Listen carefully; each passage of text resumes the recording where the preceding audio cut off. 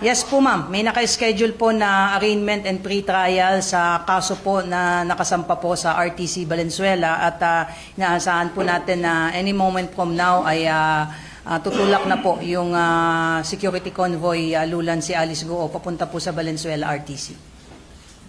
May inilabas din yung Pasig RTC na parang ipinapalipat Sa kaso po na nakasampa po sa RTC Valenzuela at inaasahan po natin na any moment from now ay tama po ma'am, kahapon po the PNP received a copy of the order directing the PNP to transfer and turn over the custody of Alice Guo and 14 others doon po sa Pasay.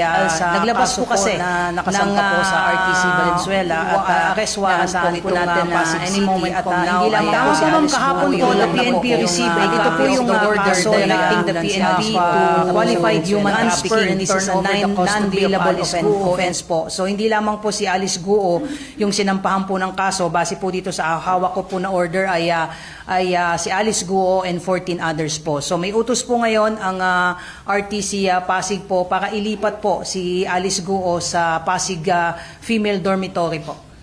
Ma'am, anong mangyayari? Ililipat po ba siya? Kailangan susundin po natin yung order po ng courts po. So we are also awaiting kung ano po yung magiging disposition po ng Valenzuela today po during their arraignment and pre-trial, kung maglalabas din ba ng commitment order with respect doon po sa kasong isinampa sa kanya sa Valenzuela. But since ito po ay may order na po ang Pasig RTC ay we will honor this court order po. So as soon as matapos po itong arraignment niya po na nakaschedule ay susundin po natin itong order sa atin na na-receive ng PNP yesterday po. Ma'am, ibig sabihin, pag naglabas itong Valenzuela, which is bailable naman yung kaso niya. So after Valenzuela, ma'am, kung susundin ng PNP yung Pasig, diretso din na ba siya doon sa Pasig? Kahapon po natin na-receive itong order po ng Pasig. So most likely, katulad ng ginawa po natin doon sa mga kasamahan po ni Kibuloy after their hearing po doon sa Pasig, ay binalik muna natin sila dito para makuha po yung mga gamit. And dumaan po sa proseso. Kailangan din po kasi nga magsagawa ng mga medical examination, physical examination ng PNP prior turnover po. So ganun din po ang magiging procedure po dito kay Alice Guo bago natin siya i-transfer sa Pasig, probably today po yan. Ma'am, pardon me ignorance po. Kunwari po ang commitment order ng Valenzuela RTC is taliwas doon sa commitment order ng Pasig RTC, ano mga yan? We have to give priority po doon sa kaso na non-bailable po. Pwede naman po siyang mag-bail po doon po sa kaso niya. In fact, she can do that pag nandun na po siya sa Valenzuela ngayon. But again, nauna pong mag-issue po ng commitment order ang Pasig. Yes po, kung maalala niyo po, ganyan din po yung naging case ni na Apollo Kibuloy and 5 others po na kung saan nag-issue ang Quezon City, nag-issue din po ang Pasig. Then we have to take cognizance of the fact na yung mga kasong non-bailable po, yun po yung ating ipa-priority because we don't want to run the risk na makapag-bail sila at mawala na naman po. At in fact, dito sa case po ni Alice Guo, nauna pong mag-issue ng commitment order ang Pasig RTC. So yun po yung maghuhul po. So every time na magkakaroon ng hearing sa Senate or sa court ko, ano ang sistema? Ang Congress and Senate po has to request the courts po. Palagi po yan, regardless kung saan po sila nakadetine, whether sa PNP or sa BJMP, they have to course through the courts and the courts will issue orders directing kung sino man po ang unit na may custody po sa mga individual po na ito para dalhin po sila at i-transport papunta at pabalik po ng jail. So, ma'am, kung kailangan nyo pumarap sa Senate or Congress Jail, Pasig jail na po ang magdadala sa kanya. Hindi na po ang PNP kasi wala na po siya sa custody natin. So, wala rin yung police yung mag-provide ng security na? Kung kinakailangan po na mag-provide po ng additional personnel augmentation po sa BJMP and we are ready to do that. And nangyayari naman po before yan, nagre-request po ng BJMP ng police assistance pag may transport po ng mga high-profile individuals po. Ma'am, nare-request ba yung kampo ni Mayor Alice ng motion to reconsideration dahil hindi ang threat daw po sa buhay? Wala pa akong alam with respect dyan sa motion for reconsideration because remember, this is the first time na haharap po siya sa korte and we don't want to preempt po kung ano yung mangyayari po sa proceeding mamaya po. Pero kung mas the PNP verified, yung dati na nang sinasabi meron siyang banta sa 200. Ongoing pa rin po yung validation but we are not at liberty to reveal kung ano po yung update po dyan so as not to complicate kung ano po itong mga investigation na sinasagawa po natin. But then again, there is an issue or there is an order issued by the RTC Pasig. We have to honor and follow this this order po kung magpo-file po sila ng motion for reconsideration unless and until the court will issue a subsequent order holding in abeyance po yung transfer niya po sa Pasig RTC. Ito po yung susundin po natin. Mailipat po siya sa Pasig City Jail po. Noon dun sa isang nagmarap siya sa Senate, sinabi niya na kilala naman niya, alam naman niya sa nanggagaling yung threat niya, yung threat sa buhay niya.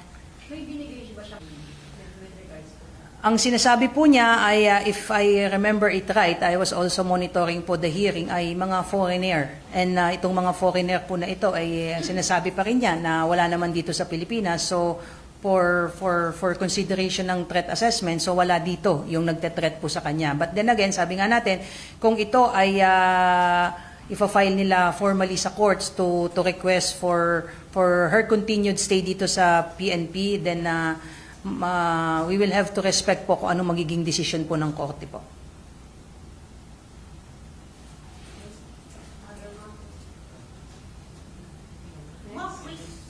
What we confirmed sa inyo po ay yes, meron po tayong individual na hawak po ngayon na sinasabi na siya ay dating miyembro di umano ng Angel of Death at pinatutuhanan niya itong mga lumabas na sa before sa atin na itong grupo na ito ay nagagamit para sa personal na interest ni Apollo Kibuloy at sila mismo ang pinangtatakot sa mga biktima. Di umano, again, these are all allegation at hahayaan natin ang korte ang magdesisyon kung ito ba ay may mga basehan tayo na isasubmit sa korte. But yes, meron pong individual na may mga ipinahayag po na mga information na that would somehow collaborate yung mga ibinigay na testimonya nitong mga biktima at sinasabi nga siya, may mga specific na cases siyang ibinigay but sa ngayon hindi mo na po pwede nating maibigay unang-una so as to protect his security and of course yung safety ng kanyang pamilya. Ma'am, may resulta na po ba yung pinapa-verify ng Davao City Police Office, FEO, ng mga alleged? I don't have the official copy of the verification made by Pro11 with respect doon sa mga names na isinabmit nila sa FEO for purposes of determining kung ito bang mga pangalan na sinasabi ng mga miyembro ng Angels of Death ay may mga hawak o at least may mga hawak siya at nakaregister na mga barrel under their name po. But initially, ang sinasabi po ay based sa initial verification, some of the names ay mayroong mga barrel na nakarehistro under their names po. At yan po yung i-verify natin. In the absence of the official report po na hawak natin, I cannot confirm kung ilan o sino-sino dito yung sinasabing may mga pag-aaring baril po. Ma'am, ilan po ang hawak ngayon ng pulisya na nagpakilalang dating miyembro? As of now po, yung kausap po ngayon ng ating mga operatives po at ating mga investigador ay may isa po. However, may mga binanggit po siya na mga kasamahan niya, di umano na natatakot lang to come out in the open. So nagkakaroon po ngayon ng pag-uusap para makausap din natin at makaharap natin na face-to-face yung mga sinasabi pa niyang iba niyang mga kasamahan na tumiwalag na sa KOJC at handang makipagtulungan sa ating sa PNP. Can we say, ma'am, na yung taong yun verified na ng PNP na dating member talaga or nasa process pa kayo ng verification? Well, we have to vet at validate and verified kung itong tao na ito ay talagang miyembro ng KOJC. Kaya nag-iingat din po tayo. Hindi lahat ng lumalapit sa atin na nagpapakilala. But based sa kanyang revelations at may mga nagpatotoo na itong tao na ito ay talagang dating miyembro. At siya mismo, kino-confirm niya, he was part of this group na ginamit para harasin at mag-inflict ng harm sa mga individual na hindi sumusunod sa utos di umano ni Apollo Kibuloy. Nasa listahan siya. Di ba may hawak na listahan? I don't have the copy nung listahan, but again, we don't want to give the names yet for now. I hope you understand na takot din to, apprehensive din siya. Ay hindi ko pa kasi nakita yung official na sinasabi ninyo na pinadala sa FEO po. Alam mo, kausap ko po si General Torre kanina before po sa inyo humarap na ay kinonfirm niya na may hawak na po ang PNP na individual at meron pa sila ngayon na haharapin ng mga individual pa na magko-corroborate dito sa statement na ibinigay nitong individual na hawak ngayon ng PNP. Ma'am, sa isang interview, mga victims daw ng mga babae pastorals, inaalok din sa ilang mga kaibigan ni Kibuloy. Tapos minention pa si former President Rodrigo Duterte. May ganito bang angulo na inimbestigahan ng PNP? Lahat po yan, sir, ay iimbestigahan po natin. Ang nangyayari po kasi ngayon, magmula po ng mahuli po si Apollo Kibuloy ay marami na pong lumalapit sa atin at patuloy yung ating panawagan na kung sino pa ang mga individual na mayroon pong information at nalalaman sa mga illegal activities di umano na nangyayari dyan sa loob po ng KOJC compound, particularly yung mga nabiktima di umano ni Apollo Kibuloy at mga ginamit na mga tao para manakit or mangharas dito sa mga posibleng lumalapit sa atin. Patuloy po yung ating apela, huwag po kayong matakot at tutulungan po kayo hindi lamang po ng PNP kundi yung buong sanghay po ng ating gobyerno ay handa po kayong tulungan at proteksyonan po. Pero ito sinasabing mga allegedly na kinabang na friends ni Kibuloy doon sa mga babae. Ano parang nabutan nila, ma'am, dito sa investigation natin?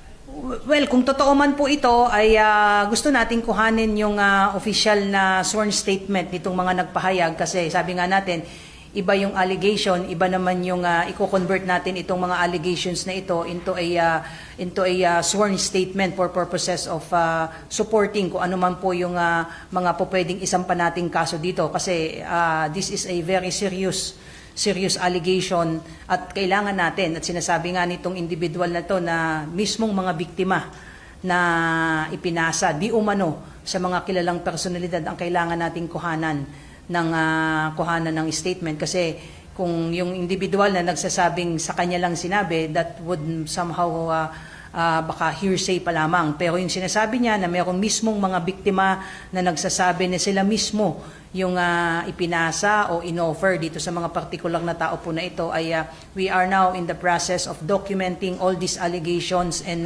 revelations po at nakahanda po tayong sampahan ng kaso ang sino man na sa tingin natin ay lumabag sa batas po regardless kung sino pa po ito.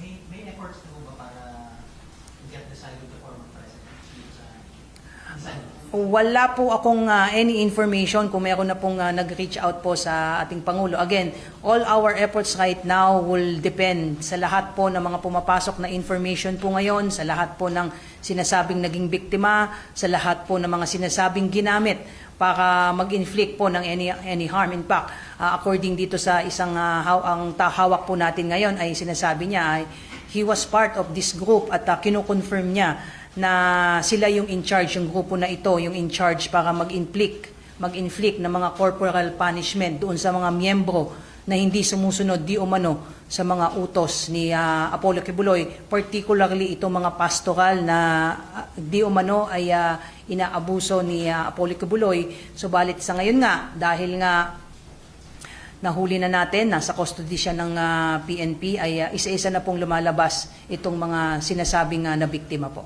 Ma'am, itong with this revelation na pinapayag ni Pastor yung mga member niya sa ibang personalities, can we conclude, ma'am, na is this a child trafficking ring? Mabigat po ito. Ito ay papasok na po sa qualified human trafficking and sex trafficking na po ito kasi kung totoo man na talagang ino-offer niya itong mga bata na ito sa mga individual regardless of his or their stature po, this will qualify as sex trafficking na po. Ma'am, may update po dun sa hospital arrest motion. Wala pa po ma'am dahil kausap ko kanina yung legal officer ng HSS as well as yung director po ng health service. I think today po ay nakatakda po nilang isubmit yung official medical findings po nila na isinagawa po kay Pastor kay Apollo Kibuloy po. At ang magiging proseso po noon ay bibigyan po natin ng kopya yung mga prosecutor po ng DOJ at isusumiti po yan formally and officially po sa korte. And then let us wait kung mag-i-issue po ang korte po ng hearing on that matter po. Otherwise po mag-i-issue na lang po ng order ang korte at kung ano man po yung magiging ano man pong order ang i-issue po ng korte ay yun naman po ay i-honor at i-respeto po ng PNP. Pero kumusta siya, ma'am? Nararamdaman talaga. Everyday po ay kinukuhanan po siya ng BP at chinecheck po siya ng mga nurses na naka-duty po sa custodial facility, and so far according po sa chief po ng custodial, he is doing okay naman po. At binibisita din po siya ng kanyang personal physician. Today po I was informed na nandun po ngayon yung kanyang personal physician po. Ma'am, reacts lang po sa sinabi ni former PNP Chief Azurincho po yung parting statement. Parang meron mali doon sa statement ni Chief PNP to investigate the 24 former Chief PNP. Why investigate these 24 former CPNP when POGO only started and legalized during Dut's time? I think the PNP should immediately rectify their sweeping statement to be fair to this former Chief PNP. Remember sir, nung magsalita sir si General Villanueva, very sweeping yung statement niya at lahat ng former Chief PNP ay apektado po dito kasi hindi naman po niya sinabi na yung former Chief PNP na ito ay nag-serve during the time po ng present administration and even previous one. So sabi nga natin, that was really, the statement was really unfair for those 24 living former Chief PNP. So we will not be limiting our investigation dito lang po sa mga Chief PNP na nag-serve during the time ni dating Pangulong Duterte o even sa current administration kasi ganun po ka-sweeping yung sinabi ni General Villanueva, and in fact the CADG already got in touch with him and I understand in the coming days po ay magkakaroon po ng official na pagpupulong po para linawin kung ano po yung naging statement po niya. Kasi very sweeping sinasabi nga po niya, rumors lang po ito, but again, rumors has no evidentiary value kapag hindi po ito na-substantiate via sworn statement or even other evidence po. But again, we respect po yung sinasabi po ng ating dating Chief PNP. But on the part of the PNP, we really cannot limit to former Chief PNPs that served during the height of the POGO because again, lahat po sila apektado Ito pong 24 na living Chief PNPs, and again, it would be unfair kung hindi natin lilinisin ng mga pangalan po nila. And like we said yesterday, they are in the best position to defend themselves at hindi po ang PNP ang magde-depend po sa kanila kasi these are all capable senior officer and they can readily defend themselves po. But on the part of the PNP, yung ating pong investigation would at least this is our way of really determining sino ba talaga ang may sala para linisin din natin yung mga pangalan ng lahat ng mga Chief PNPs na sinasabi kasi walang pangalan, walang duration, kailan ito nag-serve as Chief PNP. So every senior officer nag-serve as Chief PNP, they're all suspects. So also unfair din sa kanila at sabi nga ng ating Chief PNP, we are not happy. Hindi happy yung PNP in the sense na hindi lang yung integrity na erode yung trust and confidence ng mga kababayan natin after hearing na possibly isang former Chief PNP dip his fingers diyan po sa POGO po, claiming na tumulong sa pagtakas and worse ay receiving monthly payola. So if this is there is a tinge of truth dito sa sinasabi niyang chismis, this will not only affect the PNP but this is also a cause of security, national security. Just can imagine a former Chief PNP dipping his hands in POGO. So hindi po pwedeng ipagwalang bahala ito ng PNP. May meeting po yung CIDG and civilian I understand there's already communication made between the CIDG and PAGCOR, particularly General Villanueva po. So far, may impact na kay General Villanueva. Yung binanggit ng para magsiset pa lang ng meeting next week? I understand, sir, there's already a meeting set up between the PNP CIDG and the camp or the PAGCOR, particularly General Villanueva. But as to the specifics, I don't have it po. Kung sakaling mapatunayan, no, for example, what will happen to Villanueva? Well, we don't want to preempt what will happen if General Villanueva cannot substantiate his revelation. Although sinasabi nga niya, he's very vocal nung sinasabi niya, these are all rumors, ito yung naririnig sa intelligence community. But as senior officer, as a former official of ISAP, he should have known better na at least yun lang naman yung stand ng PNP na if these are only raw information, this should not have been shared in public without backing up his claim po. Kaya nga unfair nga po dito sa 24 former mga chief PNPs na nag-serve because all of them will be dragged into this issue po. Not only those serving prior sa ating current chief PNP and even do sa previous administration. So lahat na nag-serve ng former chief PNP is a suspect in this issue po. Posible po ba siyang sampahan ng reklamo ng PNP pag hindi totoo yun? Or Pinag-aaralan po yan ng ating mga PNP lawyers if we could initiate a complaint against him po. Pero ma'am, di ba, pag ang statement is sinabi sa Congress, it's a privilege communication. So all those things will be considered kung siya ba ay nabigyan ng immunity. Again, we have to stress one thing po. Let us not shoot the messenger. Baka naman po kaya niyang i-back up po itong kanyang mga statements. So open po ang PNP. Like we said nga po, ang sinasabi ng PNP, yes, we are not happy because na-drag yung buong organization. But at the same time, we are open to collaborate with PAGCOR and assess and ask from him. Baka naman merong pinagbabasehan ito. So sama-sama nating i-detalye, sama-sama nating imbestigahan ito. And if we will establish enough proof that would stand the scrutiny of the court, then the PNP is willing to file a complaint against anyone, even if it means filing a case against a active or even retired PNP officer. Former presidential spokesman, Harry Roque. Kamusta yung manang sa kanya? And are we, may indication na ba na are we closing in kung saan sa location? Without giving specifics, we received some information to the possible whereabouts of Attorney Harry Roque, but we really cannot tell kung saan po yan because baka it might hamper doon sa efforts po natin. And lahat po ng information po na nare-receive po ng PNP is being coordinated po sa Congress Sergeant at Arms because remember, they were the ones who should be implementing this arrest order. Ang PNP lang po will be limited in providing security. But just the same, ang PNP po ay tumutulong na rin po sa pag-validate ng information on the possible whereabouts po of Attorney Harry Roque. And we keep on appealing to him to respect this process. Anyway, he's a lawyer. Alam naman po niya yung kanyang mga legal remedies. He can question the jurisdiction of the Congress and he even questioned how the proceeding is being conducted by the Congress. But then again, at the end of the day, he is a lawyer. He should know that nobody is above the law and we should respect these court processes and even processes na ilalabas po ng Congress po natin. ma'am, as per CIDG yesterday, may lead na daw po. Kumusta kami lead na yun?